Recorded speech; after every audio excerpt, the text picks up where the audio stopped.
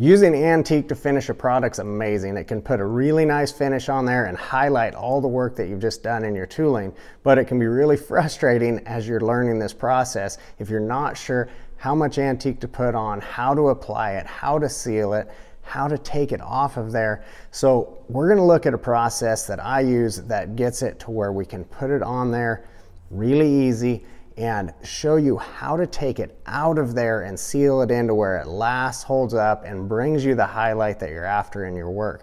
So let's head over, we'll take a look and walk you through my step-by-step process to make finishing your product with antique easy. Before we get to the actual antique, let's take a second to talk about what's been done to this belt so far up to this point, because that's really important with how the antique's gonna work as well. So first off, we got done tooling or stamping, whichever one we want to look at here. We'll just start with this belt here though. So this was basket stamped. We got a little tooling at the end. Then we came back and did dye work. So we dyed initials in that one color. We dyed this border another color, both using the Phoebeans Pro dye for that. After that dye was in there, we came back over that with 100% pure neatsfoot oil. Let that sit in there and our color start to return back to where it looks pretty natural again. After that, which dry time on that oil, I don't know, give it an hour. It depends on how heavy you put that on there and how dry that leather is, but generally after about an hour, you should be completely fine. Then we come back with Resin. This is a crucial part of putting our finish on this belt because this affects how your antique works. The Resin, what this does, this puts an acrylic finish on here and actually seals that leather, works as a resist. We have a full video that talks about the difference between Resin and tan coat, so we'll cue that up here if you want to check that out. Both great products, but two different products for two different effects. So Resin is what we're talking about here. It's going to give you this really crisp two-tone effect. So that's put on there and then that's allowed to dry. That we let dry, give it at least an hour. If you don't have to leave it 24 hours or anything like that, but we want that to set in there. If you come back with your antique too soon, that antique wants to eat through our resist. So we want that to actually resist our antique, and I'll show you exactly what that means. Now the antique that we're going to be using, you can tell it's our favorite. We got so much stuff all over it here, but this is medium brown antique finish from Phoebeans. Now this one is not the gel antique. There's a difference between the gel and the paste. They react differently, they work differently. The gel is one I would use if we were not using a resist and looking to get a full deeper dark color throughout it. But for a resisted antique finish, I really like using the paste. I feel it works well with the resist. Now that antique will antique the leather on your hands just as good as it'll antique the leather on your project, so I do recommend putting a glove on for it. If you're not careful, I would say 2 gloves, but I always just try to be careful with my left hand and not get it on there. So this right here is just a piece of sheepskin that we'll use to apply this. And when I apply it, I'll work in small circles. And what this is going to do is it's getting that antique down in all of our little cuts and cracks and crevices, making sure that we're not missing any. Now, rather than working through this whole project and leaving that antique sit on there, I'm going to go in small sections. So this is a sock I have turned inside out. I really like the texture on the inside. It pulls this antique really nice. See, as I wipe that off, now that's starting to really look good and highlight things. But here's the key. I have to make sure I take enough out of there. If we leave it globbed in there, that's when you get it where it'll dry and crack out over time and get flaky. So the first thing to avoiding flake out and cracking in your antique is make sure we get enough of it pulled out of there. All we want is that antique to sit right down in those details. Now, next question is, why do I do it in sections? Why don't I just smear this whole thing on there and then work through it? Well, our resist is doing a good job, but I don't want to make it work overtime.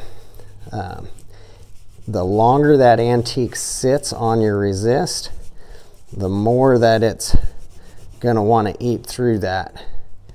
Now, in an ideal world, that resist is set in perfectly and is going to hold that antique off evenly all the way throughout. However, what I've come to learn is that we're not in a perfect world, and sometimes things happen, right? So if I leave that sit on there too long and it decides and it eats through part of that resist, that's when you start getting a little bit of a blotchy look to it.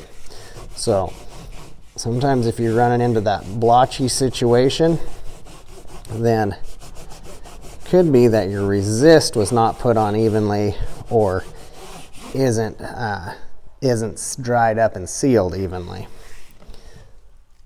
So I got one more section here.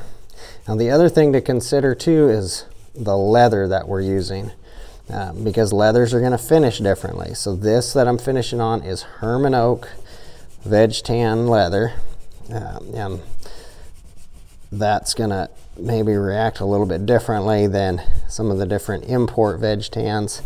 So again, if you're comparing results, make sure you're comparing ingredients, right? Now,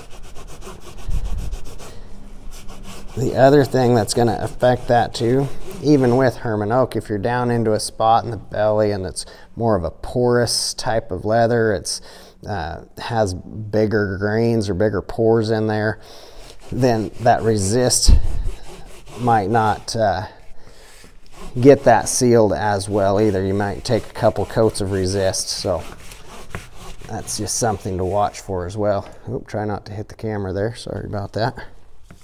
So now that we have this antique done, I'm not cutting the video, stopping it, anything. I want you to see this in real time. But I go through right now and I'll check and see, did I miss any spots? And I see just a couple in here that are a little light, where I have a miss at. It's not a big deal. I'll just come back, add a little bit of antique in there, make sure we get all of those little spots, and then come back and wipe that off. Not a problem at all.